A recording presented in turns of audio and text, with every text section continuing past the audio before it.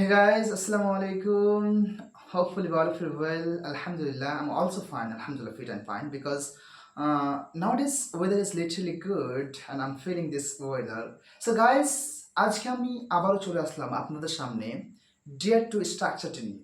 আচ্ছা, dear to structure বলতে আমরা কি বুঝি? ডিয়ার মানে সাহস আমরা জানি, তাহলে ডিয়ার টু স্ট্রাকচার মানে হচ্ছে সাবজেক্টের কোনো কাজ করার সাহস আছে। এই সেন্টেন্সটি বোঝাতে আমরা ডিয়ার টু স্ট্রাকচারটি ইউজ করতে পারি।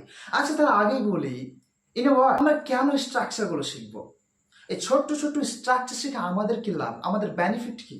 আসলে যদি আপনি ইংলিশ বলতে চান, if you want to learn speak English, then you have to learn about this sentence. You have to learn structures, many kind of structures.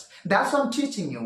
কেননা যদি আমরা স্পিক করতে চাই, অর্থাৎ বলতে চাই, ইংলিশ বলতে চাই, ইংলিশে কথা বলতে চাই উইথ ফ্লুয়েন্ট, তাহলে আমাদের স্ট্রাকচারগুলি, ছোট বড় যে স্ট্রাকচারগুলি আছে, এই স্ট্রাকচারগুলি আমাদের অনেক হেল্প করবে। দ্যাটস ওয়াই আমাদেরকে শিখতে হবে। We have to learn. So guys, আজকে আমরা শিখে নিই ডিয়ার টু স্ট্রাকচারটি। যে ডিয়ার টু কখন ইউজ করব? সাবজেক্টের যখন কোনো কাজ করার সাহস আছে তখন আমরা ডিয়ার টু ইউজ করবো। যেমন আমার যাওয়ার সাহস আছে, আই ডিয়ার টু গো। আমার তাকে মারার সাহস আছে, I dare to beat him. আমার তার সাথে দেখা করার সাহস আছে, I dare to meet him.